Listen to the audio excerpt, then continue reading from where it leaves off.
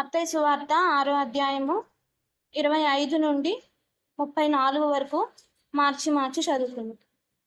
అందువలన నేను మీతో చెప్పినది ఏమనగా, ఏమి తిందుమో ఏమి త్రాగుదుమో అని మీ ప్రాణమును గురించి అయినను, ఏమి ధరించుకొందుమో అని మీ దేహమును గురించి అయినను చింతపడకుడి.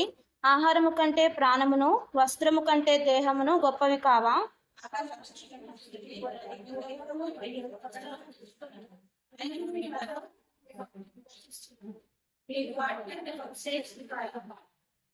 వస్త్రముల గురించి మీరు చింతింపనేలా?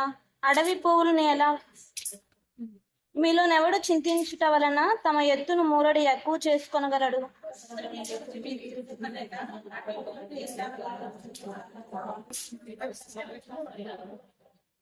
అయినను తమ సమస్త వైభవంతో కూడిన సొలొమోను సహితమైన వీటిలో నొక దాని వలనైనను అలంకరింపబడలేదు.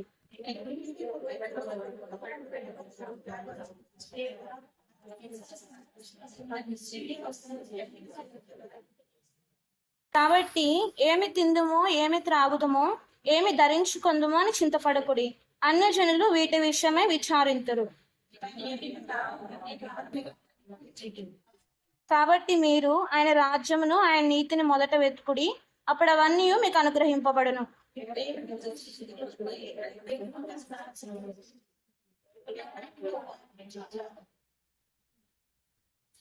ఇక్కడ మనము ఎవరిని గమనిస్తామంటే సొలొమోను కదా.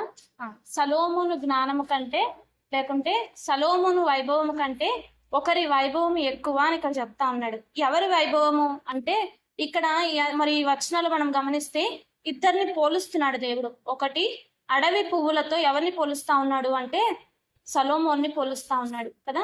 నిజమే కదా, సొలొమోనికి చాలా జ్ఞానం ఉంది, సొలొమోను చాలా బలవంతుడు, సొలొమోను మరి ఎంతో శక్తిమంతుడు, ఆయనకి ఎంతో వెండి బంగారాలు చాలా ఉన్నాయి, ఆయనకి ఎంతో వైభవం ఉంది. కానీ అడవి పువ్వులకి వైభవం ఉందా అని మనం ఆలోచిస్తే ఆ అడవి పువ్వులు అంటే ఏంటి? ఇంగ్లీష్ బైబిల్లో అయితే లిల్లీ అని రాసింటది, తెలుగు బైబిల్లో అడవి పువ్వులు అని రాసింది, కానీ ఇంగ్లీష్ బైబిల్లో అయితే లిల్లీ అని రాసింటది. లిల్లీ ఈ పువ్వులు ఎక్కడ మళ్ళీ మొలుస్తాయి? మామూలుగా మనం చూస్తే అడవి పువ్వుల్ని అడవిలో ఎవరైనా మళ్ళీ మొక్కలేసి పెంచుతారా? లేదు, వాటంతట అవే ఏం చేస్తాయి? మొలచి పడతాయి కదా. వాటికి ఎవరు ఎరువు పోయరు, లేకుంటే వాటికి ఎవరు విత్తనము వేయరు, లేకుంటే వాటిని ఎవరు పోషించరు. కానీ దేవుడే వాటిని ఏం చేస్తా ఉన్నాడు అంటే పోషిస్తా ఉన్నాడు. వాటిలో వృద్ధి కలుగజేసేది ఎవరు అంటే దేవుడే కదా. మరి ఆ అడవి పువ్వులు చూడ్డానికి మరి బాగుంటాయి, కానీ వాటిని పోషించకుండా వాటికి ఎవరు ఏం సంరక్షించకుండా వాటిలో వైభవం ఎలా వచ్చింది అని మనం ఆలోచిస్తే, అందుకే దేవుడు అంటా ఉన్నాడు అడవి పువ్వులను గురించి మీరు ఆలోచించుడి అని అక్కడ దేవుడు చెప్తా ఉన్నాడు. మనం ఆలోచించాలి కదా. అడవి పువ్వుల గురించి మనం ఏం ఆలోచించాలి, అసలు వాటిలో ఏముందని ఆలోచించాలి అని మనకి చాలాసార్లు ప్రశ్న రావచ్చు కదా. అడవి పువ్వుల గురించి అక్కడ ఏమి ప్రస్తావించలేదు, కానీ వాటి వైభవం గురించి దేవుడు ఏం చేస్తా ఉన్నాడు అంటే సొలొమోను తోటి పోల్చి చెప్తా ఉన్నాడు. నిజమే, అసలు సొలొమోనుకు ఉన్న వైభవం ఏంటి చూద్దాం రండి.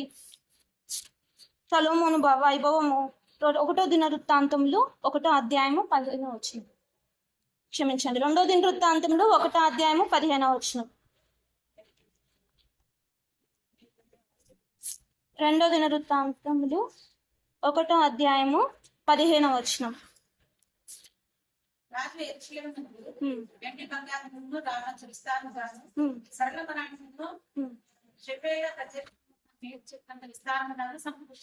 విస్తారముగాను సమకూర్చాను కదా. మనకు బాగా పరిచయమైన వాక్యమే.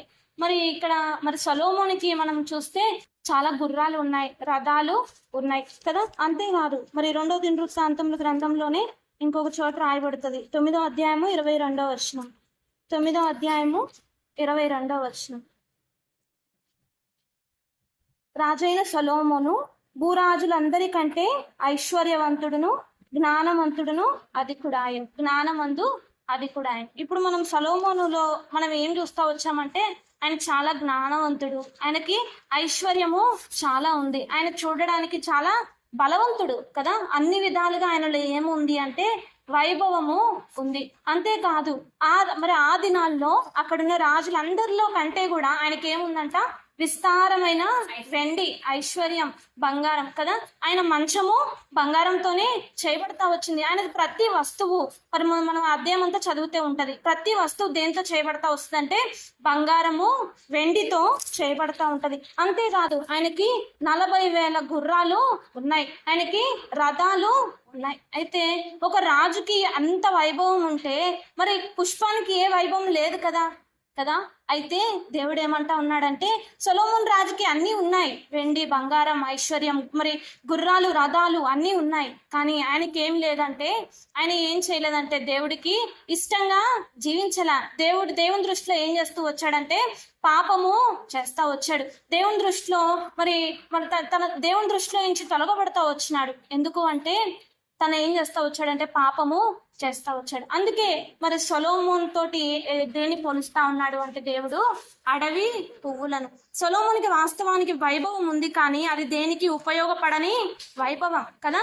సొలొమోను తర్వాత తన కుమారులు మరి సొలొమోను తండ్రి ఏం చేస్తా వచ్చాడు, యుద్ధం చేసి మరి క్షేమం అనుగ్రహిస్తా వచ్చాడు. కానీ తండ్రి తర్వాత సొలొమోను వచ్చి ఏం చేస్తా వచ్చాడు, దేశానికి నష్టం కలుగు చేస్తా వచ్చాడు. తన తర్వాత తన కుమారుడికి కూడా ఉపయోగపడని తండ్రిగా ఏం చేస్తా వచ్చాడు అంటే సొలొమోను మిగిలిపోతా వచ్చాడు. అయితే సొలొమోనులో వైభవం ఉంది కానీ ఉపయోగపడని వైభవం. అందుకే దేవుడు ఎవరితో పోలుస్తా ఉన్నాడు అంటే అడవి పువ్వులతో. మరి అడవి పువ్వులలో ఏ వైభవం ఉంది అని మనం ఆలోచిస్తే అడవి పువ్వులు లేకుంటే లిల్లీ, ఇవి ఎలా ఉంటాయి అంటే తెల్లగా ఉంటాయి కదా. లిల్లీలు ఎప్పుడైనా మనం చూస్తే అవి ఎలా ఉంటాయి, తెల్లగా ఉంటాయి. అవి ఎక్కడ మొలుస్తాయి అంటే చాలా సార్లు అడవిల్లో లేకుంటే నీరున్న ప్రాంతంలో ఏం చేస్తూ ఉంటాయి, మొలుస్తూ ఉంటాయి కదా. లిల్లీ అనే పేరుకి మరి దాదాపు 100 రకాల పువ్వులు ఉన్నాయంట. లిల్లీ జాతిలోనే 100 రకాలు ఉన్నాయి కదా. మరి బైబిల్ గ్రంథంలో కూడా దాదాపు 14 సార్లు ప్రస్తావించబడుతూ వచ్చినట్లు మనము గమనించవచ్చు. చరిత్రలో దాదాపు 14 సార్లు ఈ పుష్పం గురించి బైబిల్లో రాయబడినట్లు మనం గమనించవచ్చు కదా. అందుకే హోషేయ గ్రంథం 14వ అధ్యాయంలో కూడా ఉంటది. తామర వృక్షము ఏమవుతుంది అంటే వృద్ధి కలిగిందంట. ఎవరికి? తామర వృక్షానికి వృద్ధి. తామర వృక్షం అన్నా కూడా ఇంగ్లీష్ బైబిల్లో ఏమని ఉంటది అంటే లిల్లీ కదా. తెలుగులో ఆయా పదాలు ఉన్నాయి కానీ ఆ పుష్పానికి ఒకే పేరు, అదేంటిది అంటే లిల్లీ కదా. అయితే ఆ లిల్లీ ఎలా ఉంటది అంటే చాలా రమ్యంగా ఉంటది, చూడడానికి తెల్లగా ఉంటది. తెలుపు దేనికి సాదృశ్యము అంటే పరిశుద్ధతకు సాదృశ్యం కదా. మనం మొదటిగా మరి పుష్పంలో ఏం చూస్తామంటే తెలుపు దేనికి సాదృశ్యము అంటే పరిశుద్ధతకు సాదృశ్యం. మరి సొలొమోను జీవితంలో పరిశుద్ధత ఉందా అంటే లేదు కదా. సొలొమోను ఏం చేస్తా వచ్చాడు, మరి పాపం చేస్తా వచ్చాడు, దేవునికి అయిష్టంగా ప్రవర్తిస్తా వచ్చాడు, ఎంతో మంది భార్యలను తన జీవితంలో కలిగి ఉంటా వచ్చాడు. అందుకే దేవుని వైభవము మరి దేవుని దృష్టి అతని మీద నుంచి తొలగబడతా వచ్చింది. నిజానికి వాస్తవానికి అతనికి ఉన్న ఐశ్వర్యము, ధనాన్ని బట్టి వైభవం ఉంది, కానీ దాన్ని ఉపయోగించలేదు. దాని ద్వారా ఎవరికి ఉపయోగం కలగలేదు, తన దేశానికి ఉపయోగము కలగలేదు. కానీ ఈ లిల్లీ పుష్పం ద్వారా ఎంతో ఉపయోగం ఉంది. అది ఏంటంటే మొదటిదిగా మనం గమనిస్తే పరిశుద్ధత. అది ఎలాంటిది అంటే తెల్లగా ఉంటది. మొదటిగా అది పరిశుద్ధతకి సాదృశ్యం. నిజంగా ఈనాడు దేవుడు మనకి ఎందుకు ఈ లిల్లీ పుష్పాన్ని జ్ఞాపకం చేస్తా వస్తున్నాడు అంటే మనం ఎలా ఉండాలి అంటే మొదటిగా పరిశుద్ధంగా ఉండాలి. సొలొమోనులో పరిశుద్ధత లేదు, అందుకే పుష్పాన్ని సొలొమోనుతో పోలుస్తా వచ్చాడు. ఈనాడు మనకి కూడా జ్ఞాపకం చేస్తా ఉన్నాడు. అడవి పువ్వులో మొదటి లక్షణం ఏంటంటే పరిశుద్ధత. ఈనాడు మనలో పరిశుద్ధత ఉన్నదా? మనల్ని మనము క్వశ్చన్ చేసుకోవాలి కదా. వాస్తవానికి మనము రక్షించబడ్డాం, మనము నీతిమంతులుగా చేయబడ్డాం, కానీ మనలో అనుదినం మనం ఏం చేయబడతా ఉన్నాం? నిలబడే నేనైనా, కూర్చున్న మీరైనా ఏదో ఒక దగ్గర ఏమవుతా ఉన్నాము? పడిపోతా ఉన్నాం. మన దృష్టి, మన ఆలోచనలు, మన మాటల ద్వారా చాలాసార్లు ఏమవుతా ఉంటది అంటే పడిపోయేవారిగా ఉంటాం, సాతానికి చోటిచ్చేవారిగా ఉన్నాం. అందుకే దేవుడు అంటా ఉన్నాడు మొదటిగా మరి పుష్పం తెల్లగా ఉంటది. అలానే మనం కూడా ఎలా ఉండాలి అని దేవుడు కోరుతా ఉన్నాడంటే తెల్లగా ఉండాలి. అంటే మరి దేవుడు పరిశుద్ధుడు కనుక మీరును ఎలా ఉండాలని దేవుడు కోరాడు? పరిశుద్ధులై ఉండు కదా. మరి పవిత్రుల మధ్యలోనే దేవుడు ఉంటాడు, కానీ అపవిత్రుల మధ్యలో దేవుడు ఉంటాడు కదా. మరి ఈనాడు మనం పరిశుద్ధంగా జీవిస్తా ఉన్నామా? మనల్ని మనము క్వశ్చన్ చేసుకోవాలి. ఇంతవరకు ఒకవేళ తప్పిపోయామనుకో, సొలొమోను తప్పిపోయాడు, కానీ దేవుని దయ పొందలేదు, దేవుని దగ్గరికి వెళ్ళి పశ్చాత్తాపము పడలేదు. కానీ ఒక వ్యక్తి దేవుని సన్నిధిలో ప్రార్థించాడు. ఎవరో చూడండి, కీర్తనల గ్రంథము 51వ అధ్యాయము 7వ వచనం. కీర్తనల గ్రంథము 51వ అధ్యాయము 7వ వచనం.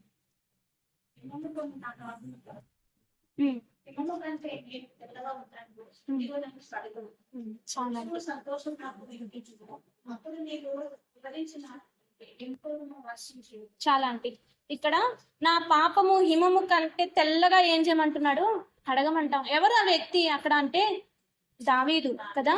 నాతాన్ దగ్గర దావీదు ఏం చేస్తా వచ్చాడు, తప్పిపోతా వచ్చాడు, పాపం చేస్తా వచ్చాడు. కానీ దావీదు ఏం చేస్తా ఉన్నాడంటే దేవుని సన్నిధిలోకి వెళ్ళి ప్రార్థన చేస్తా ఉన్నాడు. ప్రభా, హిమము లాగా తెల్లగా నా హృదయాన్ని ఏం చేయి, కడుగు, నా హృదయంని పరిశుద్ధపరచు అని దేవుడి దగ్గర అడుగుతా ఉన్నాడు. దావీదుకి దేవుడు దయ చూపించాడు, కానీ సొలొమోనులో అది లేదు. అందుకే తన వైభవము పనికి రాలే. తన వైభవాన్ని వేరే దాంతో పోల్చడానికి దేవుడు ఇష్టపడతా వచ్చినాడు. ఈనాడు మనలో కూడా మరి దావీదులాగా పశ్చాత్తాపడే హృదయం మనకుందా? మనల్ని మనము సరి చేసుకోవాలి. ఎవరినో క్వశ్చన్ చేయడం కాదు, కానీ మనల్ని మనం ఏం చేస్తూ రావాలంటే చాలాసార్లు తప్పిపోతాం కదా. ప్రతి మనుష్యుడు బలహీనుడే కదా. ఎవరము పరిపూర్ణులము కాదు. ఎక్కడో ఒక చోట ఎప్పుడు పడిపోతూ ఉంటాం కదా. ఆలోచనలో పడిపోతాం, చూపులో పడిపోతాం, మరి మాట్లాడే విషయంలో చాలాసార్లు పడిపోతాం, చాలాసార్లు పాపంలో చిక్కుకుంటాం. కానీ దేవుడు ఏమంటా ఉన్నాడంటే దావీదులాగా మనం కూడా ఏం చేయాలంటే, దావీదు ఏ రీతిగా అయితే పాపాన్ని ఒప్పుకుంటా వచ్చినాడో, తప్పుని ఒప్పుకుంటా వచ్చినాడో, మనం కూడా దేవుని సన్నిధిలో మనం ఏం చేస్తూ రావాలంటే తప్పుని ఒప్పుకోవాలా. దేవుని సన్నిధిలోకి వెళ్ళి మన హృదయాన్ని కూడా తెల్లగా చేయమని దేవుడిని అడగాలి. అలా దావీదు అడిగాడు కాబట్టి దేవుని కృప లేకుంటే దేవుని దయ దావీదు మీద ఉంటా వచ్చింది. అంతేకాదు, మరి విలాప వాక్యాలు 4వ అధ్యాయము 7వ వచనం. విలాప వాక్యాలు 4వ అధ్యాయము 7వ వచనం. మన పాపం ఎలా ఉందంట అక్కడ ఉంటారు చూడండి.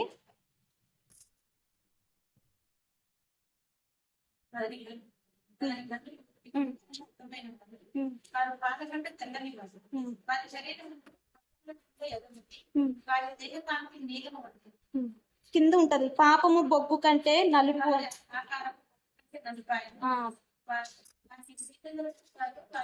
చాలా అంటే అక్కడ ఆకారము అంటే పాపం కదా. మన పాపం ఎలా ఉంది అంటే బొగ్గు కంటే నల్లగా ఉందంట దేవుని దృష్టిలో. మనం ఏం చేస్తూ రావాలి అంటే దేవుని సన్నిధిలోకి వెళ్ళి, ప్రభా, నా హృదయము లేకుంటే నేను చేసిన పాపము నీ దృష్టిలో బొగ్గు కంటే నల్లగా ఉంది, నన్ను ఏం చేయి, కడుగు, శుద్ధీకరించు, నా హృదయం కూడా హిమము కంటే తెల్లగా చేయి అని మనం అడిగితే దేవుడు ఏం చేస్తాడు అంటే మన హృదయాన్ని లేకుంటే మన పాపాన్ని కడిగేవాడిగా ఉన్నాడు. అంతేకాదు, మత్తయి సువార్త 17వ అధ్యాయము 2వ వచనంలో ఉంటది. మత్తయి సువార్త 17వ అధ్యాయము 2వ వచనం. ఆయన వస్త్రములు వెలుగు వలె తెల్లని వాయనం. దేవుని వస్త్రములు ఎలా ఉన్నాయంట, తెల్లగా ఉన్నాయి కదా. వెలుగు, తెల్లగా ఉంటే ఏముంటది, ప్రకాశం ఉంటది కదా. మనం కూడా దేవుని సన్నిధిలో ఏం చేస్తూ రావాలంటే ఆయన వస్త్రాల్లాగా లేకుంటే ఆయన పోలి నడుచుకోవాలని దేవుడు ఆశపడుతూ ఉన్నాడు. మనం కూడా ఆ తెల్లని వస్త్రాలు చూస్తే ఎలా వెలుగుమయంగా ఉంటాయో మన హృదయాన్ని కూడా దేవుడు అలా వెలుగుగా చూడాలని దేవుడు ఆశపడతా ఉన్నాడు. కాబట్టి ఈనాడు మొదటిగా మనం ఏం చేస్తూ రావాలి అంటే పరిశుద్ధపరుచుకుంటూ రావాలి. మన జీవితాలని పరిశుద్ధపరుచుకుంటూ రావాలి, లేకుంటే మన హృదయాన్ని పరిశుద్ధపరుచుకుంటూ రావాలి. దేవుని దృష్టిలో దావీదు దేవుని కృపను పొందాడు. దావీదు దేవుని సన్నిధిలో అట్లా ప్రార్థన చేశాడు, హిమములాగా నా హృదయాన్ని చెయ్యి, తెల్లగా చెయ్యని దావీదు ఒప్పుకుంటా వచ్చినాడు. ఈనాడు మనం కూడా ఏం చేస్తూ రావాలంటే చాలాసార్లు పడిపోయి ఉంటాం, అనుదినము తప్పిపోతూ ఉంటాం. మొదటిగా మరి మనలో పరిశుద్ధత ఉందా, మనల్ని మనము సరి చేసుకోవాలా. అదే మరి పుష్పంలో మొదటిది ఏంటిది అంటే తామర పువ్వులో తెల్లగా ఉంటది, అంటే పరిశుద్ధతకు సాదృశ్యం. సొలొమోను జీవితంలో పరిశుద్ధత కోల్పోయాడు, తనలో ఉన్న వైభవాన్ని కోల్పోతూ వచ్చినాడు. ఈనాడు మనం అలా ఉండకూడదు అని దేవుడు సొలొమోనుతో మరి ఈ పుష్పాన్ని కంపేర్ చేస్తూ మనకి చెప్తా ఉన్నాడు. మనము పుష్పంలాగా ఉండాలి కానీ సొలొమోను లాగా ఉండొద్దు. అంతేకాదు, ఇంకా ఇది ఎలా ఉంటది అంటే లిల్లీ ఫ్లవర్ నుంచి ఏం వాసన వస్తూ ఉంటది, సువాసన కదా, మంచి వాసన వస్తూ ఉంటది, దుర్గంధం రాదు దాని దగ్గర నుండి కదా. చాలా సార్లు మరి మనం రోడ్డు మీద ఎక్కడికైనా వెళ్తున్నప్పుడు కూడా ఏదైనా మంచి పువ్వు స్మెల్ ఏం చేస్తారు, తించి స్మెల్ చూస్తాం. మనకు ఆ స్మెల్ నచ్చితే చూస్తాం, స్మెల్ నచ్చకపోతే చూడం. అంటే సువాసన ఉండాల మన జీవితంలో నుండి, సువాసన బయటికి వెళ్ళాలి కానీ దుర్గంధం బయటికి వెళ్ళకూడదు కదా. ఈ సొలొమోను జీవితంలో సువాసన ఉందా? లేదు. సొలొమోను జీవితంలో సువాసన ఉండుంటే తన తరతరాలు మరి తన వైభవాన్ని దేవుడు ఏం చేస్తా వచ్చేవాడు, లిఖించేవాడు. కానీ సొలొమోను తనంతరము నష్టపోతూ వచ్చింది. కానీ మన జీవితంలో అలా ఉండకూడదు. మన జీవితంలో దేవుని సువాసన మనలో నుండి వెళ్ళాలని దేవుడు ఆశపడతా ఉన్నాడు. ఎటువంటి సువాసన అని మనం ఆలోచిస్తే చాలా సువాసనలు బైబిల్ గ్రంథంలో ఉన్నాయి కదా. ప్రార్థన అనే సువాసన, స్తుతి అనే సువాసన మన జీవితంలో ఉంటే దేవుడు ఆనందించేవాడిగా ఉన్నాడు, దేవుడు సంతోషించేవాడిగా ఉన్నాడు. ఈనాడు మన జీవితంలో ఆ సువాసన అనేది ఉందా? మనల్ని మనము క్వశ్చన్ చేసుకోవాలి. రెండోదిగా ఆ పుష్పం ఎలా ఉంటది అంటే సువాసన ఇచ్చేదిగా ఉంటది, అనేక మందికి మంచి వాసన. మరి ఈనాడు మన దగ్గర నుండి మంచి వాసన అంటే వ్యక్తిగతంగా కాదు కానీ ఆత్మీయంగా మంచి వాసన అంటే ఏంది? ఆత్మీయమైన వాసన అంటే మనలో నుండి దేవుని మాటలు ఏం చేయబడతా ఉండాలి, వెదజల్లబడతా ఉండాలి, మన సాక్ష్యము వెదజల్లబడతా ఉండాలి కదా. చాలా సార్లు మన జీవితాల్లో దుర్వాసన ఉండకూడదు కదా. అన్యులు చూసి మన వాసన చూసి అన్య జనాంగం ఏం చేయబడుతూ రావాలి, ఆకర్షించబడాలి కదా. మరి ఆనాడు మరి యేసు ప్రభు పాదాలు కడిగేటప్పుడు కూడా అత్తర్ బుడ్డిని ఏం చేస్తా వచ్చింది, ఆమె పగలగొట్టింది కదా. పగలగొట్టకపోతే దానిలో నుంచి వాసన వస్తుందా? వాసన రాదు. ఈనాడు మన జీవితాలు కూడా, క్రైస్తవ జీవితాలు ఏం చేయబడతా రావాలి అంటే పగలగొట్టబడాలి. నేను ఎలా ఉన్నదాన్ని అలానే ఉంటాను అంటే వాసన వస్తుందా? వాసన రాదు కదా. మనం ఎలా ఉన్నాం, నాకు ఎప్పుడు ఆశీర్వాదాలే కావాలి, లేకుంటే నేను ఎప్పుడు బాగానే ఉండాలి అనుకుంటే ఇతరులకు మనము మేలుకరంగా ఉండం, ఇతరులకు మన నుండి వాసన వెళ్ళదు. అందుకే రెండోదిగా మన జీవితాల్లో ఏముండాలి అంటే సువాసన. యేసుప్రభు పాదాలు కడిగేటప్పుడు ఆ స్త్రీ మరి అత్తర్ బుడ్డిని పగలగొట్టినప్పుడు ఈ సువాసన ఎక్కడి దాకా వెళ్ళిందంట, బయట దాకా వెళ్ళింది. మరి బయట ఉన్న ప్రజలందరూ ఏం చేస్తా వచ్చారు అంటే లోపల ఏం జరుగుతుందో అని చూడడానికి వేగిర పడతా వచ్చినారు. ఈనాడు మన జీవితంలో కూడా, లేకుంటే మన కుటుంబాల్లో, మన ఆత్మీయ జీవితాల్లో ఏముండాలి అంటే సువాసన. మరి ఏ సువాసన ఉండాలి మనలో అంటే వాక్యం అనే సువాసన, ప్రార్థన అనే సువాసన. ఈనాడు మన జీవితాల్లో సువాసన ఉందా? మనల్ని మనము ప్రశ్నించుకోవాలి. సొలొమోను జీవితంలో ఆ సువాసన లేదు, ఆ మంచి వాసన లేదు కాబట్టి వైభవము ముందుకు వెళ్ళలే, అక్కడితోనే ఆగిపోతా వచ్చింది. వాస్తవానికి తనకున్న ఆస్తి పాస్తులకి, తనకున్న ఐశ్వర్యానికి మరి ఎంతగానో దీవించబడ్డాడు, కానీ ఎవరికి మేలుకరంగా లేడు, తన దేశానికి కూడా ఉపయోగపడలేదు. నష్టం చేకూర్చిన వాడిగానే ఉన్నాడు కానీ ఉపయోగపడిన వాడిగా లేడు. ఈనాడు మన జీవితంలో కూడా ఏముండాలని దేవుడు కొడతా ఉన్నాడు అంటే సువాసన. అందుకే రండి 2 కొరింథీయులకు రాసిన పత్రిక 2వ అధ్యాయము 14 నుండి 16 వచనాలు.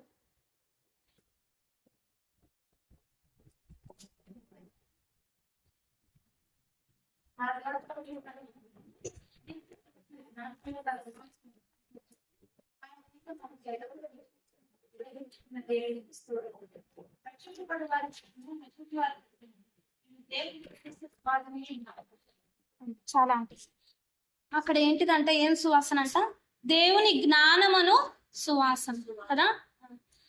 జ్ఞానం అంటే ఏంటి అంటే వాక్యమే దేవుని జ్ఞానం, ఆత్మీయత దేవుని జ్ఞానం, ప్రార్థనే దేవుని జ్ఞానం, దేవుని దగ్గర నుండి పొందే జ్ఞానం మనం అదే కదా ఆత్మీయంగా. ఈనాడు మన జీవితంలో అది ఉందా?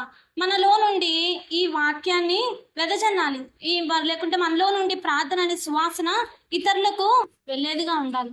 మరి మన వాసన ఎంతమంది పీలుస్తా ఉన్నారు ఈనాడు తెలియదు కదా. మనకి మనమే క్వశ్చన్ చేసుకోవాలి, మనలో సువాసన ఉందా లేకుంటే దుర్వాసన ఉందా? మనలో ప్రార్థన అనే వాసన ఎవరన్నా చూస్తా ఉన్నారా, లేకుంటే వాక్యం అనే వాసన ఎవరన్నా చూస్తా ఉన్నారా? మనల్ని మనము క్వశ్చన్ చేసుకోవాలా.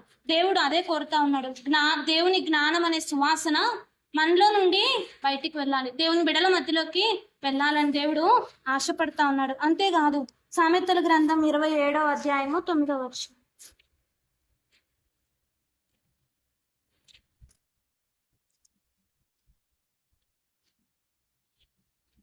తైలమును అత్తరు హృదయంను సంతోషపరిచినట్లు చెలికాని హృదయంలో నుండి వచ్చు మధురమైన మాటలు హృదయంను సంతోషపరచును కదా.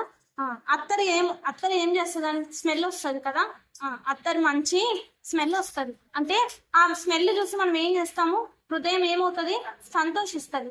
అలానే మన మన నోటి నుండి ఏమి రావాలంట, మంచి మాటలు అంటే దేవుని మాటలు, సువాసనిచ్చే మాటలు మన నోటి నుండి రావాలని దేవుడు ఆశపడతా ఉన్నాడు. దేవుని మాటలు ఎప్పుడైతే మనం నోటి నుండి వెదజల్లుతామో అనేక హృదయాలు ఏం చేయబడాలంట, సంతోషపరచబడాలి. లేకుంటే మన హృదయం ఏం చేయబడుతూ రావాలి అంటే సంతోషపరచబడాలి. చాలాసార్లు మన హృదయాన్ని మనం ఏం చేస్తూ ఉంటామంటే గాయపరుస్తూ ఉంటాం. దేవునికి అయిష్టమైనవి చేస్తూ, దేవునికి ఇష్టం లేనివి మాట్లాడుతూ మన హృదయాన్ని ఏం చేస్తూ ఉంటామంటే చాలాసార్లు గాయపరుస్తూ ఉంటాం. అందుకే దేవుడు ఏమంటా ఉన్నాడంటే మన హృదయం లేకుంటే మన నోటి నుండి ఏం రావాలి అంటే సంతోషపరిచే మాటలు, లేకుంటే అత్తరు వాసన ఇచ్చే మాటలు మన హృదయం నుండి రావాలి.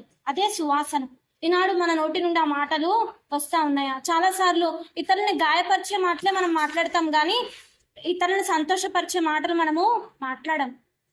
అందుకే దేవుడు అంటా ఉన్నాడు, సువాసన ఇచ్చే మాటలు మనం ఏం చేయాలంట, మాట్లాడాలి. ఇతరులను సంతోషపరచాలే కానీ ఇతరులని మనం ఏం చేయకూడదు, మన మాటల ద్వారా గాయపరచకూడదు. ఈనాడు మన మాటలు ఎలా ఉన్నాయి, మనల్ని మనం ఏం చేసుకుంటూ రావాలంటే సరి చేసుకోవాలా. అంతేకాదు, ప్రకటన గ్రంథం 5వ అధ్యాయం 8వ వచనం, ఇంకేం సువాసన ఉండాలి మన జీవితంలో.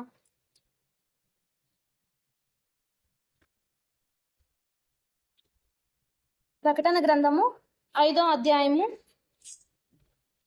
8వ వచనం.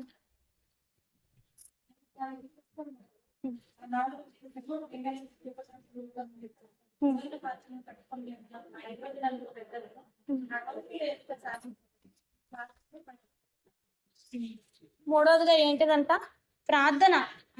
మూడవదిగా ఏంటి అంటే ప్రార్థన. మన జీవితంలో ప్రార్థన ఉండాలి. ప్రార్థన అనే సువాసన ఉండాలి. అంతేకాదు, ఇంకేం సువాసన ఉండాలంటే లేవికాండము 1వ అధ్యాయం 13వ వచనం. లేవియాకాండము 1వ అధ్యాయము 13వ వచనం.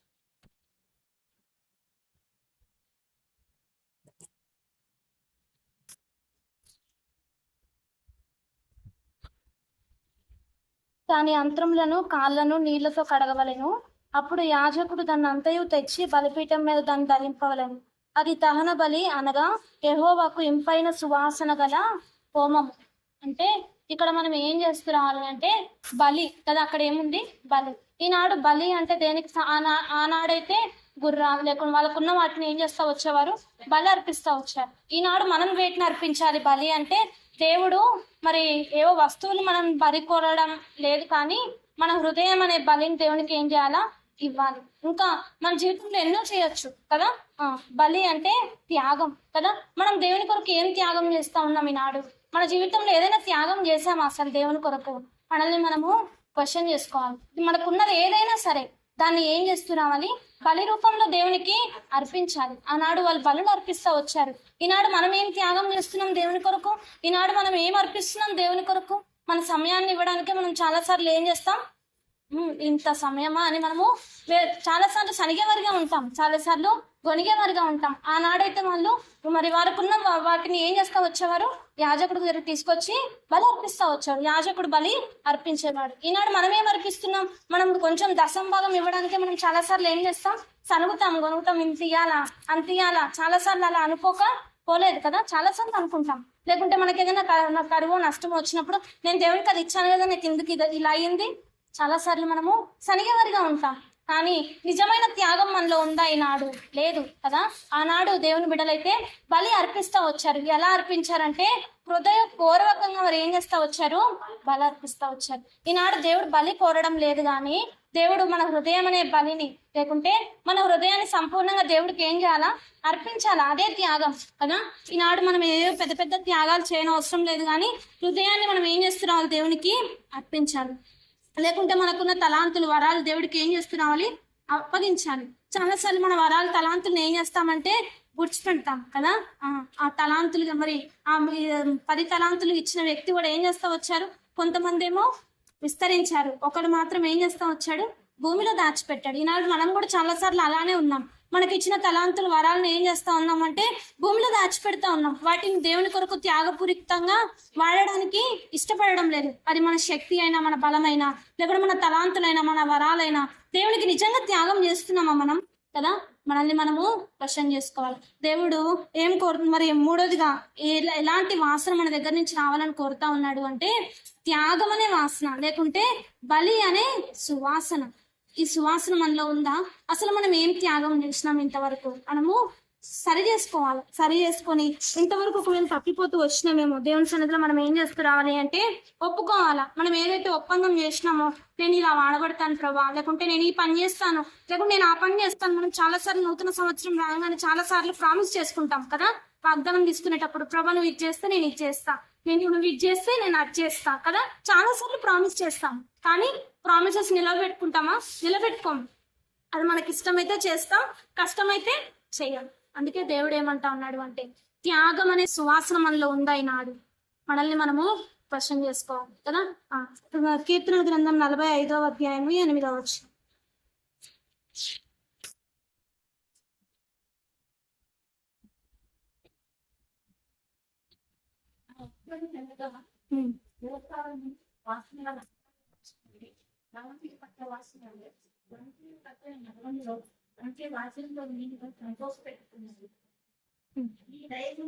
చాలా చాలా అంటే నీ వస్త్రములెల్లా గోపుర వాసన వలె అఘారు వాసన.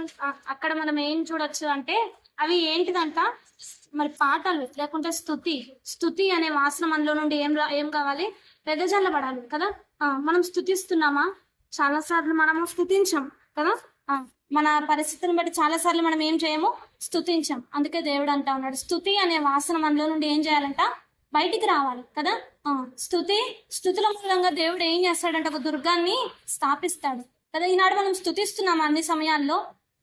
మనల్ని మనమే క్వశ్చన్ చేసుకోవాలి. ప్రార్థన అనే త్యాగం, తర్వాత లేకుంటే మనకున్న టాలెంట్స్, లేకుంటే మనకున్నవనే త్యాగం, లేకుంటే మరి మనం ఏ సువాసన చేస్తున్నాం అసలు? వీటిల్లో మనల్ని మనము క్వశ్చన్ చేసుకోవాలి. ఇప్పుడు 3 సువాసనలు చూసాం. ప్రార్థన అనే సువాసన, స్తుతి అనే సువాసన, త్యాగం అనే సువాసన, బలి అనే త్యాగము, లేకుంటే బలి అనే సువాసన. ఈ 3 సువాసనలు మన జీవితంలో ఉన్నాయి. మరి అటువంటి సువాసన మరి ఆ పుష్పంలో ఉంది కాబట్టి అది అనేక మందికి మంచి వాసన ఇచ్చింది, లేకుంటే మంచి చేస్తూ వచ్చింది. ఈనాడు మనలో నుండి ఏం మంచి వస్తా ఉంది? మనల్ని మనము సరి చేసుకోవాలి. సొలొమోనులో నుండి ఏ మంచి రాలే, సొలొమోనులో నుండి ఏ మంచి వాసన రాలే. తనలో నుండి దుర్నీతి బయటకు వచ్చింది కానీ మంచి రాలేదు. అందుకే దేవుడు అంటా ఉన్నాడు ఈ అడవి పుష్పం వలె, లేకుంటే ఈ తామర పుష్పం వలె మనం ఏం చేస్తూ రావాలి అంటే మంచి వాసన, సువాసన ఇతరులకు వెదజల్లే వారిగా మనము ఉండాలి. అది మన కుటుంబంలో అయినా, లేకుంటే మన ఇరుగు పొరుగు వారి మధ్యలో అయినా సరే, మన బంధువుల మధ్యలో అయినా సరే, మన నుండి ఏ వాసన వెళ్తా ఉంది? మరి సాక్ష్యం అనే వాసన, అసలు మన సాక్ష్యం ఎలా ఉంది? మనల్ని మనము సరి చేసుకోవాలా. మరి అత్తరు బుడ్డిని పగలగొట్టినప్పుడు ఎలా అయితే మంచి వాసన బయటికి వెళ్తా వచ్చిందో ప్రభు పాదాలు కడిగేటప్పుడు, ఈనాడు మరి మనం కూడా ప్రభు పాదాల దగ్గర కూర్చున్నప్పుడు మంచి వాసన వస్తుందా? దుర్వాసన వస్తా ఉందా? మనల్ని మనము సరి చేసుకోవాలి. ఒకవేళ దుర్వాసన బయటకు వెళ్తా ఉంటే దేవుడు దాన్ని అంగీకరించాడు. సువాసన బయటకు వెళ్తేనే దేవుడు మనల్ని అంగీకరిస్తాడు. దేవుడు వచ్చినప్పుడు మరి మనము లేపబడాలి అంటే ఈ లక్షణము మనలో ఉండాలి కదా. మనలో ఒకవేళ మన సాక్ష్యం సరిలేకుండా, లేకుంటే మనలో నుండి ఏ మంచి జరగకుండా దేవుడు మనల్ని అంగీకరిస్తాడా అంటే అంగీకరించాడు కదా. మరి ఈనాడు మనం దేవుడు మెచ్చేవారిగా మనం ఉన్నామా? మనల్ని మనము సరి చేసుకోవాలి. ఎవరిలో సరి చేయడం కాదు, కానీ మనల్ని మనము, మన హృదయాన్ని మనము సరి చేసుకోవాలి. మన హృదయంలో ఎలాంటి వాసన ఉంది, లేకుంటే మనం దేవుని దృష్టితో ఎలాంటి వాసన మనము వెదజల్లుతా ఉన్నాం? ఈనాడు మన జీవితంలో ప్రార్థన ఉందా? స్తుతి ఉందా? లేకుంటే వాక్యము ఉందా? లేకుంటే మన జీవితంలో ఏదైనా త్యాగం ఉందా? మనల్ని మనము సరి చేసుకోవాలి. ఒకవేళ ఇంతవరకు మనం ఏమి త్యాగం చేయలేదనుకో దేవుడి కొరకు, ఇప్పుడైనా మనం ఏం చేస్తూ రావాలి? ప్రభు, నేను ఇంతవరకు నా జీవితంలో ఎటువంటి త్యాగం అనే సువాసన జీవితంలో లేదు, నన్ను క్షమించు. దావీదులాగా మనం కూడా ఏం చేస్తూ రావాలంటే ఒప్పుకోవాలి. ఒప్పుకున్నప్పుడు దేవుడు ఏం చేస్తాడు? కనికరిస్తాడు. అంతేకాదు ఈ పుష్పంలో ఇంకేమున్నాయి అంటే చూడండి, మత్తయి సువార్త 6వ అధ్యాయం 30వ వచనం.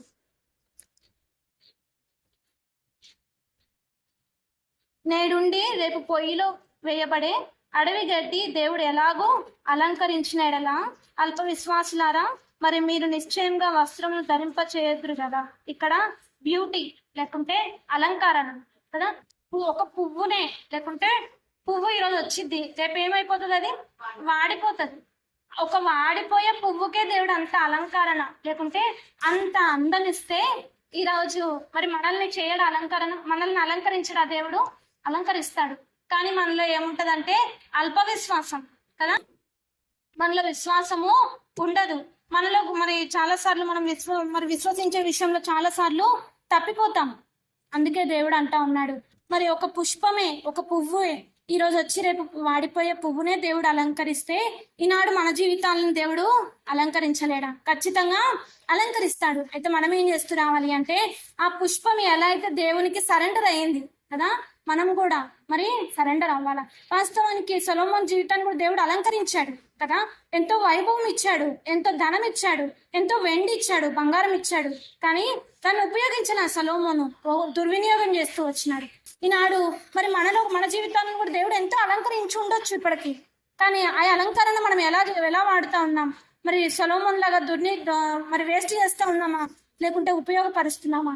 మన ద్వారా ఇతరులకు ఉపయోగం ఉందా? మనల్ని మనము క్వశ్చన్ చేసుకుంటున్నాం. ఈ పుష్పము మరి మూడోదిగా అది ఎలా ఉంది అంటే ఎంతో అందంగా ఉంది, ఎంతో అలంకరించబడింది కదా. ఒక మరి లిల్లీని చూస్తే వైట్ గా ఉందని ఏం చేస్తాం, చాలా సార్లు తీసుకొని చాలా బాగుందని స్మెల్ చూస్తూ ఉంటారు చాలా మంది.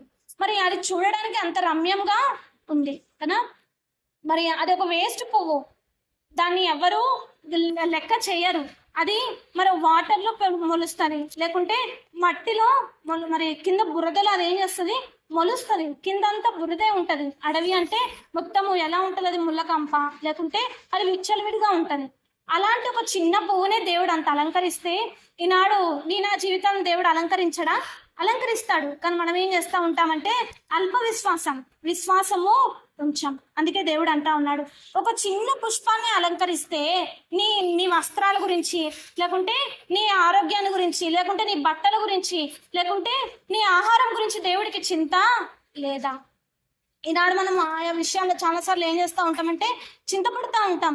రేపు ఏం జరుగుతుందో, లేకుంటే రేపు పరిస్థితి ఎలానో, రేపు భవిష్యత్తు ఎలానో, లేకుంటే మరి మన జీవితాల్లో ఉన్న సమస్యను బట్టి ఆ సమస్య ఎలా అవుతుందో క్వశ్చన్స్ చాలా ఉంటాయి. మనకున్న పరిస్థితిని బట్టి చాలాసార్లు మనం ఏం చేస్తూ ఉంటామంటే మరి దేవుణ్ణి గుచ్చేవారిగా ఉంటాం కదా.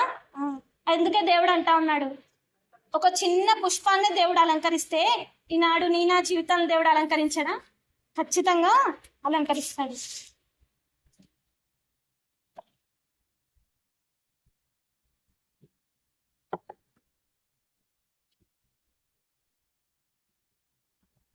మొదటి పేతురు రాసిన పత్రిక 3వ అధ్యాయము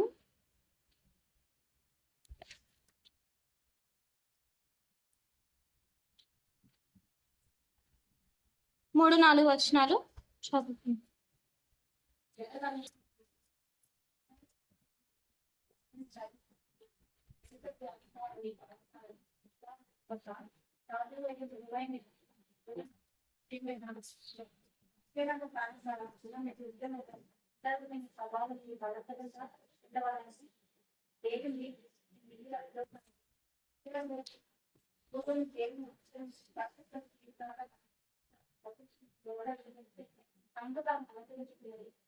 చాలా అంటే సరే.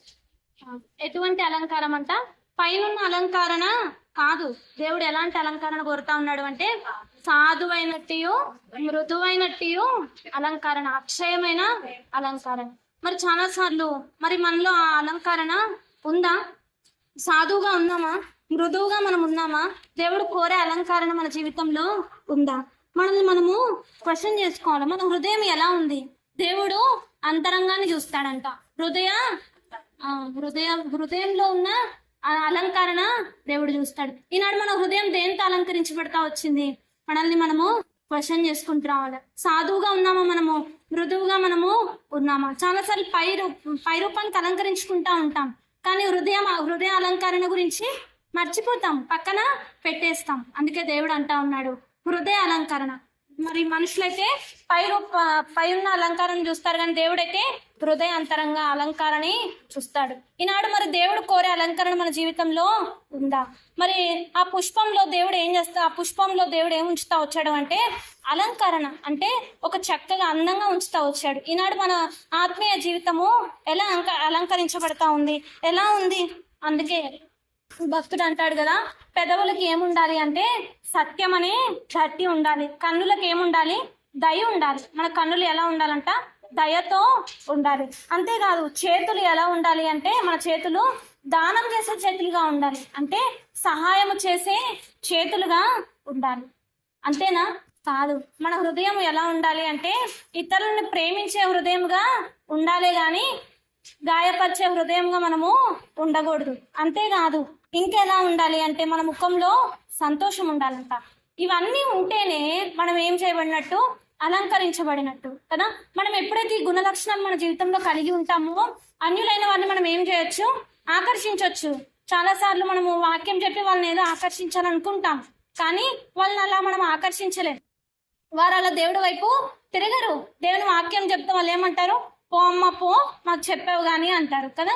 చాలాసార్లు సువార్తలు అదే జరుగుతూ ఉంటది. కరపత్రికలు ఇస్తూ ఉంటే వాళ్ళు ఏం చేస్తారు, అంగీకరించారు. అందుకే మన జీవితంలో ఎలాంటి అలంకరణ ఉండాలి అంటే సత్యం అనే అలంకరణ. ఈనాడు మన పెదవులు ఏం చేస్తా ఉన్నాయి, సత్యం పలుకుతా ఉందా, అబద్ధము పలుకుతా ఉందా? మరి మన పెదవులను మనం ఎలా అలంకరిస్తా ఉన్నాం, మనము సరి చేసుకోవాలి. ఒకవేళ ఇంతవరకు మనము తప్పిపోతూ వచ్చామేమో, దేవుని దగ్గర ఏం చేసుకురావాలంటే సత్యాన్ని పలకాలి. దేవుడికి సత్యవర్ధులే ఇష్టం, కానీ అబద్ధికులు దేవునికి ఇష్టం ఉండదు. దేవుడు మెచ్చడు వాళ్ళని. అంతేకాదు మనలో మన కన్నులు ఎలా ఉండాలంటే దయగలిగిన కన్నులు ఉండాలి కదా. ఎవరన్నా ఏదైనా పరిస్థితిలో ఉన్నారంటే మనం వారి పట్ల ఏం చేస్తురావాలి, దయ చూపాలి. మన వంతు మనం ఏం చేస్తున్నామంటే వారి కొరకు ప్రార్థన అనే దయ చాలు కదా. మరి మన జీవితంలో దయ అనే కన్నులు మనకున్నాయా? మనల్ని మనం ఏం చేస్తున్నావాలంటే సరి చేసుకోవాలి. ఇవన్నీ చేత మనం అలంకరించబడినప్పుడే మన హృదయాన్ని దేవుడు ఏం చేస్తాడంట, సాధువుగా, మృదువుగా, ఇవన్నీ ఉంటే అది ఉన్నట్లే కదా. చాలా సార్లు మనలో ఇవి ఉండవు. ఒకవేళ ఈ విషయంలో తప్పిపోతూ వచ్చినామేమో, మన హృదయము ప్రేమతో లేదేమో, మనల్ని మనం ఏం చేస్తూ రావాలంటే ఇతరుల్ని ప్రేమించే వారిగా ఉండాలి. చాలా సార్లు మనం అనుకుంటాం కనబడని దేవుణ్ణి ప్రేమిస్తున్నాను, కానీ కనబడే మనుషుల్ని ప్రేమించాం. మనం అనుకుంటాం నేను ప్రేమిస్తున్నాను కదా దేవుడిని అని. అందుకే మరి ఆజ్ఞల్లో మొదటి మరి మత్తయి సువార్తలో ఆజ్ఞలు ఏంటి, నన్ను వలె నీ పొరుగు వారిని ప్రేమించాలి కదా. మరి మనల్ని ప్రేమిస్తూ ఉన్నామా మన పొరుగు వారిని, మనల్ని మనము సరి చేసుకోవాలి. మనం ఎప్పుడైతే ప్రేమ అనే అలంకారాన్ని మనం ధరిస్తామో అప్పుడే దేవుని దృష్టిలో మనము అలంకరించబడిన వారం. అప్పుడే దేవుడు మన హృదయాన్ని ఏం చేస్తాడంటే మెచ్చేవాడిగా ఉంటాడు. మరి మన జీవితంలో ఆ అలంకరణ ఉందా? మనల్ని మనము సరి చేసుకోవాలి. ఒకవేళ ఇంతవరకు అలంకరణ మన జీవితంలో లేకపోతే ఒకవేళ మరి దేవుని దగ్గర మనము ఒప్పుకొని విడిచిపెట్టాలి. ప్రభా నీ అలంకరణ చేత నన్ను ఏం చేయి, అలంకరించు, నన్ను నీ దృష్టిలో అలంకరించు అని మనము ప్రార్థన చేసేవారిగా ఉండాలి. ప్రార్థన చేసినప్పుడు దేవుడు మనకి దయ చూపుతాడు, కృప చూపుతాడు. అంతేకాదు ఇంకా పుష్పం ఎలా ఉంది అంటే రండి, 4వదిగా ఆ పుష్పం ఎలా ఉంది, రేపటి గురించి చింత ఉండదంట దానికి.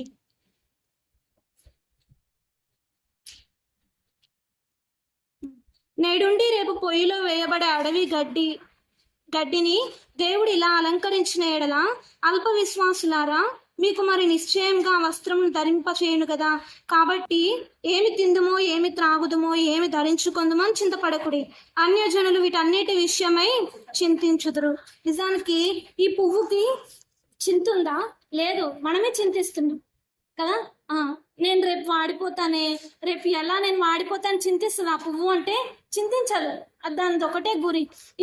నేను ఈరోజు ఉంటాను, ఈరోజు అంతట్లో నేను ఎలా ఉండాలి, అలంకరించబడి ఉన్నాను. సరే, నాలో నుండి సువాసన వెదజల్లాలి. నేను ఈ రోజే ఉంటాను కదా, రేపటి గురించి నాకు తెలియదు అని అది ఏం చేస్తుందంటే రేపటి గురించి చింత దానికి ఉండదు. ఈనాడు మన జీవితంలో అయితే రేపటి గురించే చింత మనలో చాలా సార్లు ఉంటది.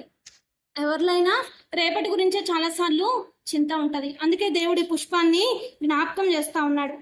ఏమని అంటే రేపటి గురించి మరి ఆ పుష్పానికి చింత ఉండదు. అది ఎలా ఉంటది అంటే ఫలభరితమైన జీవితం దాంది. ఈ రోజు ఫలించానా, లేకుంటే ఈ రోజు ఇతరులకు నేను సువాసన ఇచ్చానా, అదే ఉంటది తన దృష్టిలో. ఈనాడు మనం కూడా అలా ఉండాలి. రేపటి గురించి చింత కాదు, కానీ ఈనాడు మనము ఫలిస్తా ఉన్నామా, మన జీవితంలో ఫలాలు ఉన్నాయా? ఫలభరితమైన జీవితం దేవుడు మనలో ఉండాలని దేవుడు ఆశపడతా ఉన్నాడు. మరి ఫలభరితమైన జీవితం అంటే ఏంటి?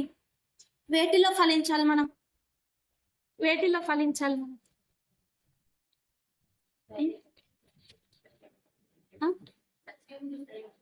సరే, చాలా ఫలాలు ఉన్నాయి, వాటిలో కొన్నే చూద్దాం. మత్తయి సువార్త 3వ అధ్యాయం 10వ వచనం. మత్తయి సువార్త 3వ అధ్యాయం 10వ వచనం.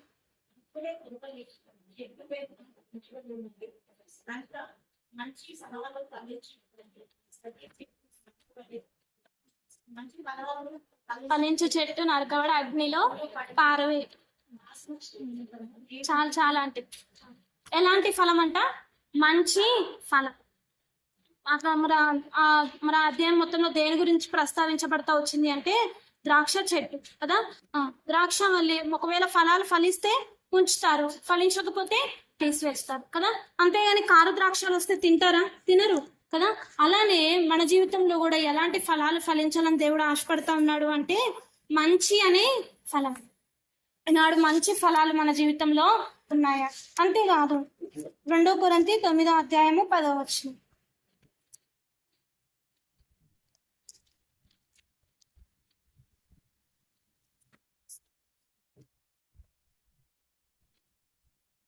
'మీ నీతి ఫలములను వృద్ధి పొందించును'. ఆఖరిలో ఉంటుంది చూడండి, నీతి అనే ఫలం. ఏం ఫలాలు ఉండాలి మన జీవితంలో? నీతి అనే ఫలం. అంతేకాదు మరి ఎఫెసీయులకు రాసిన పత్రిక 5వ అధ్యాయము 9వ వచనం.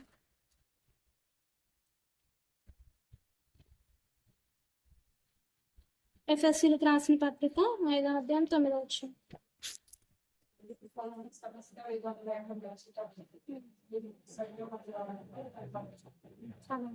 అక్కడ ఏం ఫలం చూస్తున్నాం? వెలుగు ఫలం కదా.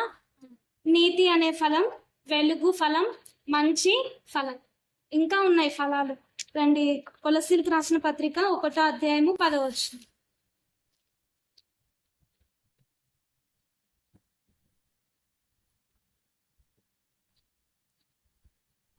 ఒకటో అధ్యాయం 10వ వచనం మధ్యలో ఉంటది సత్క్రియలు అనే ఫలం.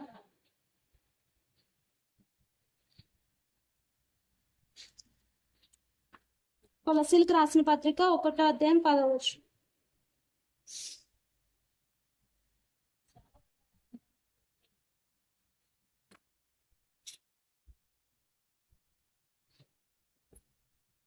ఈ అధ్యాయంలోనే ఉంటది సత్క్రియలు అనే ఫలం. మరి మన జీవితంలో ఈ ఫలాలు ఉన్నాయా? నీతి అనే ఫలం, మంచితనం అనే ఫలం, తర్వాత మరి వెలుగు అనే ఫలం. ఇవన్నీ దాదాపు ఇంచుమించు ఒకటే కదా. నీతిగా ఉంటే మనలో ఏమొస్తుంది? వెలుగు వస్తుంది. వెలుగు మరి మనలో వెలుగు ఉదయిస్తే ఎలా ఉంటాయి? మనలో నుండి ఏమొస్తాయి? సత్క్రియలు బయటకు వస్తాయి కదా. ఈనాడు మన జీవితంలో ఈ ఫలాలు ఉన్నాయా? ఈ ఫలాలన్నీ మన జీవితంలో ఉండాలని దేవుడు ఆశపడతా ఉన్నాడు. ఇలా చూసుకుంటా పోతే దాదాపు 13-14 ఫలాలు ఉన్నాయి. ఈ ఫలాలన్నీ మన జీవితంలో ఉన్నాయా? అంతేకాదు ఆఖరిగా మరి రోమ పత్రికలో 1వ అధ్యాయం 13వ వచనంలో ఉంటది ఆత్మల రక్షణ ఫలం. మరి ఆత్మల రక్షణ ఫలం అంటే ఏంది? ఇతరులు ఎవరైతే దేవుని నమ్మలేదో వారందరి గురించి మనం ఏం చేస్తూ రావాలి? వారి రక్షణ గురించి ప్రార్థన చేయాలి. అది కూడా ఫలమే, ఆత్మల రక్షణ అనే ఫలం. ఈ ఫలాలు మన జీవితంలో ఉన్నాయా? మరి ఈనాడు రేపటి గురించి చింత కాదు, కానీ ఈనాడు బ్రతికి ఉన్నాం మనం. ఈ ఫలాలు మనలో ఫలిస్తా ఉన్నాయా? మనం కూడా ఈ పుష్పంలాగా ఏం చేస్తూ రావాలి అంటే రేపటి గురించి చింతపడకుండా ఈ రోజు ఉన్న జీవితం గురించి మనం ఏం చేస్తూ రావాలి? ఫలించే జీవితం మనము జీవించాలి. ఇతరులకు మనలో నుండి ఫలాలు బయటకు వెళ్ళాలి అంటే అని దేవుడు ఆశపడతా ఉన్నాడు. మంచి అనే ఫలం, నీతి అనే ఫలం. ఇతరులకు మనం మంచి చేసేవారిగా ఉండాలి, మనలో నుండి నీతి బయటకు వెళ్ళేదిగా ఉండాలి. ఇది ఇలా మనం ఉంటే మనలో ఏముంటది? వెలుగు ఆటోమేటిక్ గా ఉంటది. అంతేకాదు ఇది ఆత్మల రక్షణ అనే ఫలం. మరి మనము నశించిపోయే ఆత్మల గురించి మనం ఏం చేస్తా ఉన్నాం? ఈనాడు ప్రార్థన చేస్తా ఉన్నామా? ఇక్కడైతే స్వార్థకి అంత ప్రిఫరెన్స్ ఇవ్వరు, కానీ మరి మనమైతే వారి గురించి ప్రార్థన చేస్తున్నామా కదా? మరి అంత దినాల్లో ఉన్న సువార్తలు కూడా బ్యాంగ్ అయిపోతున్నాయి. మరి వారి గురించి మనం ఏం చేస్తున్నామని ప్రార్థన, ఆత్మల రక్షణ గురించిన భారం మనలో ఏముండాలి? ఉండాలి. ఆ ఫలం మనలో ఉంటే మన జీవితం ఎలా ఉంటది అంటే ఫలభరితమైన జీవితం. ఇలా ఫలభరితమైన జీవితం జీవించాలని దేవుడు కోరుతా ఉన్నాడు. ఒకవేళ మనలో నుండి ఏ ఫలం లేకపోతే దేవుడు ఏం చేస్తాడు? ఆ ద్రాక్ష చుమరి తోటలో నుండి ఆ చెట్టుని నరికి వేసినట్లు మనల్ని కూడా ఏం చేస్తాడు? సంఘం అనే ద్రాక్ష తోట, లేకుంటే మరి సార్వత్రిక సంఘం అనే ద్రాక్ష తోటలో మనల్ని కూడా ఏం చేస్తాడు? విడిచిపెడతాడు దేవుడు. మన జీవితంలో ఫలాలు లేకపోతే మరి మనము ఎలా ఉన్నాం? మనలో రక్షణ అనే ఫలం అందరం పొందాం, కానీ ఆత్మల రక్షణ అనే ఫలం మనలో ఉందా? మనము క్వశ్చన్ చేసుకోవాలి. ఒకవేళ ఇంతవరకు తప్పిపోతూ వస్తే వారి గురించి మనం ఏం చేస్తూ రావాలి? ప్రార్థన చేయాలి. ఇంతవరకు నీతిగా జీవించలేకపోతే నీతిగా జీవించడానికి మనవంతు మనం ఏం చేస్తూ రావాలి? ప్రయాసపడాలి. మనం ఇతరులకి వెలుగునిచ్చే వారిగా మనము ఉండాలి. ఇలాంటి ఫలాలు మన జీవితంలో ఎప్పుడైతే ఫలిస్తాయో దేవుడు మనల్ని ఏం చేస్తాడు? మరి అప్రిషియేట్ చేస్తాడు కదా. మరి దేవుడు వచ్చినప్పుడు మనము సిగ్గు ముఖముతో కాక ధైర్యంతో దేవుడిని మనము ఎదుర్కొనొచ్చు. అందుకే మరి 4వదిగా మన జీవితంలో ఏముంది? ఈ పుష్పంలో ఏముందంటే ఫలభరితమైన జీవితం. ఆ పుష్పం చాలా మందికి ఉపయోగపడింది. ఆ పుష్పంలో చాలా సువాసన వచ్చింది, లేకుంటే చాలా మందికి అది దారి చూపించిందిగా ఉంది. ఈనాడు మనం ఎలా ఉన్నాం? మనల్ని మనము క్వశ్చన్ చేసుకోవాలి. అంతేకాదు, ఈ పుష్పం ఎలా ఉంటది? స్ట్రైట్ గా ఉంటుందా? పువ్వు ఉండదు, కొంచెం ఇట్లా వంగినట్లు ఉంటది కదా. అంటే అది దేనికి సాదృశ్యం అంటే దీనత్వానికి సాదృశ్యం. ఆ పువ్వు ఎలా ఉంది అంటే దీనత్వం, తగ్గింపు జీవితం. మరి మనలో దీనత్వము ఉందా? మనల్ని మనము సరి చేసుకోవాలి. ఫిలిప్పీలకు రాసిన పత్రిక 2వ అధ్యాయము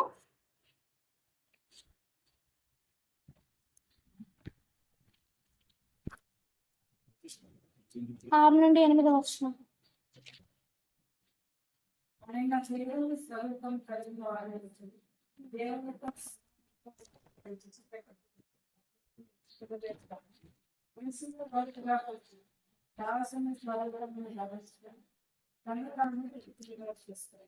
చాలా దాసుని స్వరూపం ధరించుకొని తను తాను ఏం చేసుకున్నాడు? దేవుడు రిక్తునిగా చేసుకున్నాడు కదా.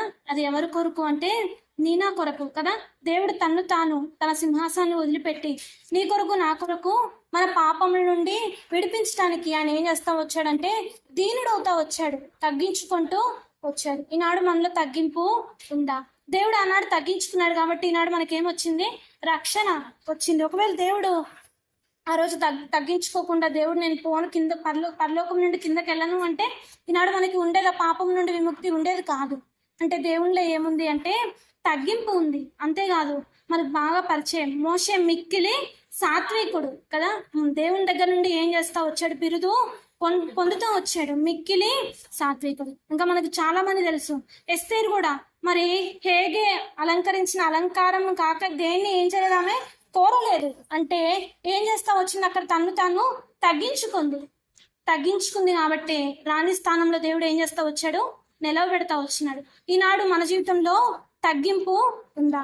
మరి దేవుడు మరి పుష్పంలో తగ్గింపు దేవుడు చూస్తా వచ్చినాడు. ఈ పుష్పంలో ఏముంది అంటే తగ్గింపు ఉంది. అది ఎంతో మందికి తగ్గించుకొని ఉపయోగపడతా వచ్చింది. ఈనాడు మనం కూడా మరి సొలొమోను జీవితంలో తగ్గింపు లేదు, తగ్గించుకొని విర్రవీగుతా వచ్చినాడు కదా. దేవుని మాట వినలేదు, దేవుడు ఎన్నిసార్లు చెప్పినా లోబడలేదు, తన ఇష్టానుసారంగా జీవిస్తూ వచ్చినాడు, తగ్గించుకున్న దేవుని దగ్గర.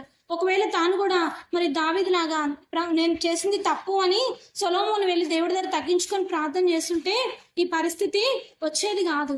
అందుకే దేవుడు ఈ పుష్పాన్ని సొలొమోను వైభవంతో పోలుస్తూ వచ్చాడు. తగ్గించుకుంది కాబట్టి సొలొమోను వైభవం ముందు దీని పుష్పం వైభవమే ఎక్కువ.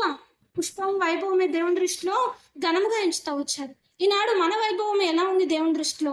దేవుడు మనల్ని కూడా ఒకరోజు ఏం చేస్తాడంటే పోలుస్తాడు. ఆనాడు సొలొమోను తోటి పుష్పాన్ని పోలుస్తూ వచ్చినాడు. రేపు మనల్ని ఎవరితో పోలుస్తాడో దేవుడు తెలియదు కదా. దేవుడు అలా మనల్ని పోల్చినప్పుడు మనము సిద్ధంగా ఉండాలి కదా, ధైర్యంగా సిద్ధంగా ఉండాలి. మరి దేవుడు మనలో ఏం కోరుతా ఉన్నాడు అంటే దీనత్వం, తగ్గింపు. చివరిగా మరి దానిలో ఏముంది అంటే విశ్వాసం. అందులో ఏముంది? విశ్వాసం. మరి ఆ పువ్వు అనుకోలే, ఎట్లానో ఏమో అని ఆలోచించలే, చింతపడలే. కానీ మనుషులమైన మనం ఏం చేస్తా ఉన్నాం? చింతపడుతూ ఉన్నాం. అందుకే దేవుడు అన్నాడు, అడవి పువ్వులను చూసి, అడవి పువ్వుల గురించి మీరు ఆలోచించుడి, అవి చింతపడవు. మీరేం చేస్తున్నారు? చింతపడుతూ ఉన్నారు. ఈనాడు మన జీవితంలో చాలా విషయాల గురించి చింత ఉంటది కదా.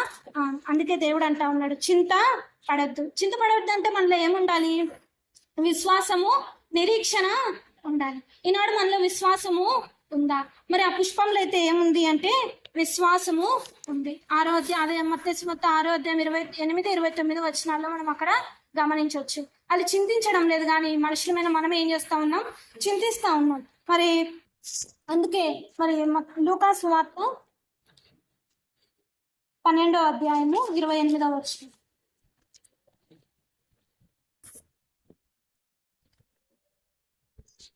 నేడు పొలములో ఉంది.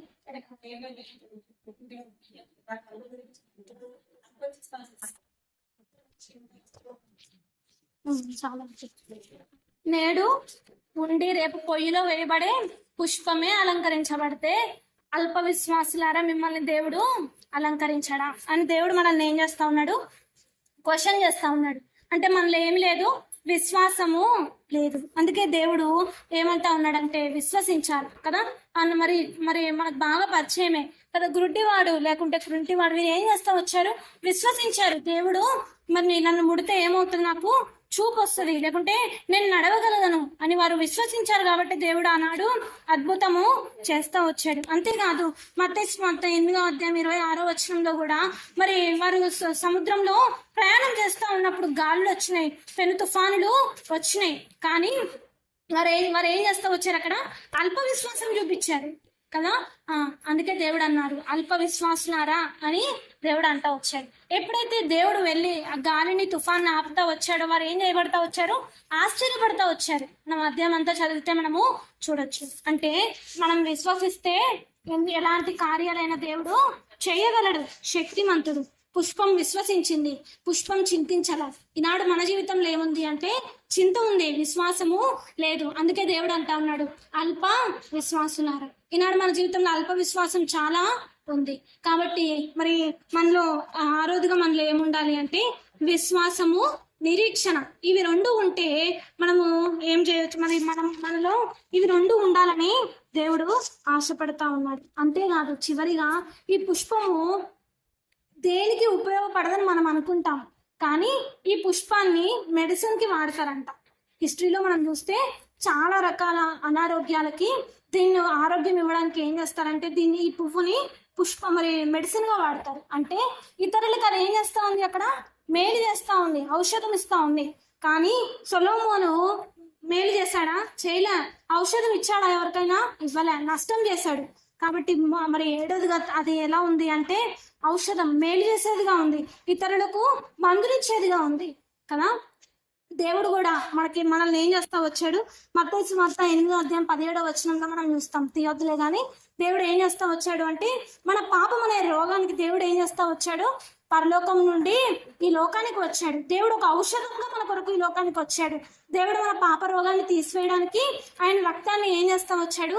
కారుస్తా వచ్చాడు. మరి 1 పేతురు 2వ అధ్యాయం 24వ వచనంలో కూడా మనం చూస్తాం, మరి మన పాప రోగాన్ని తీసేయడానికి, మనకి ఆరోగ్యం ఇవ్వడానికి దేవుడు ఏం చేస్తా వచ్చాడంటే తన్ను తాను అర్పించుకుంటా వచ్చాడు. ఈనాడు మరి దేవుడైతే ఎంతో మందికి ఉపయోగపడతా వచ్చినాడు. సొలొమోను ఉపయోగపడలే, పుష్పము ఉపయోగపడతా ఉంది. మరి ఈనాడు మన జీవితాలు ఉపయోగపడతా ఉన్నాయా? ఈనాడు మన జీవితాలు ఎలా ఉన్నాయి? ఔషధంగా ఉన్నాయా? మనల్ని మనము సరి చేసుకోవాలి. దేవుడు ఏం కోరుతా ఉన్నాడు అంటే మనలో నుండి కూడా ఈ పుష్పం లాగా ఇతరులకు మేలు చేసేదిగా మనము ఉండాలి. ఇతరులకు మనము మంచి చేసేవారిగా మనం ఉండాలి. దేవుడు మనందరినీ ఏం చేస్తా వచ్చాడు? ప్రేమించి ఒక ఔషధంగా ఈ లోకానికి వస్తూ వచ్చాడు. ఆయన రక్తం కారుస్తూ వచ్చాడు. ఆ రక్తం ద్వారా ఈనాడు మనం అందరం ఏం చేయబడతా ఉన్నాం? ఈ మందిరంలో కూర్చుంటున్నాం అంటే కేవలము ఆయన ఒక ఔషధమే. ఈనాడు మరి దేవుడు అందుకే జ్ఞాపకం చేస్తా ఉన్నాడు. మరి సొలొమోను అయితే ఎటువంటి ఉపయోగం లేని జీవితము బ్రతుకుతా వచ్చాడు. అందుకే దేవుడు అడవి పుష్పంతో సొలొమోను జీవితాన్ని పోలుస్తా వచ్చాడు. సొలొమోను వైభవంతో ఈ పువ్వు యొక్క వైభవాన్ని పోలుస్తా వచ్చారు. అంటే ఇక్కడ పువ్వు వైభవం ఎలా ఉంది, ఘనమైనదిగా ఉంది. పువ్వు వైభవం ఎలా ఉంది అంటే ఎంతో మందికి మేలు చేసేదిగా ఉంది. ఈనాడు మన వైభవం ఎలా ఉంది, మనల్ని మనము క్వశ్చన్ చేసుకోవాలి. పరిశుద్ధంగా ఉన్నామా, సువాసన ఇచ్చేవారుగా మనము ఉన్నామా, ఫలభరితమైన జీవితం మనలో ఉందా, మనల్ని మనము సరి చేసుకోవాలి. ఒకవేళ అలా లేకపోతే, ఒకవేళ అల్ప విశ్వాసంగానే ఇంతవరకు ఉంటే, ఒకవేళ ఇంతవరకు మనం ఔషధంగా కాకుండా ఒకవేళ ఇతరులకి మనం కీడు చేసేవారుగా మనం ఉన్నామేమో, మనల్ని మనం ఏం చేస్తూ రావాలంటే సరి చేసుకోవాలి. ప్రభా, నన్ను కూడా ఒక అడవి పువ్వులాగా నన్ను చెయ్యి. సొలొమోను జీవితం, నా జీవితంలో చాలాసార్లు సొలొమోను లాగా నేను కూడా తప్పిపోతూ వస్తున్నా, నీకు అవిధేయత చూపుతా ఉన్నాను, నాలో దీనత్వము లేదు అని మనం ఎప్పుడైతే దేవుని సన్నిధిలో ప్రార్థన చేస్తామో, దేవుని సన్నిధిలో మనం ఆ రీతిలో ప్రార్థన చేస్తాం, దేవుడు ఏం చేస్తాడంటే మన ప్రార్థనని ఆలకిస్తాడు. దేవుడు మనల్ని కూడా ఒక పుష్పంలాగా అనేక మందికి వెలుగునిచ్చేవారిగా సిద్ధపరుస్తాడు.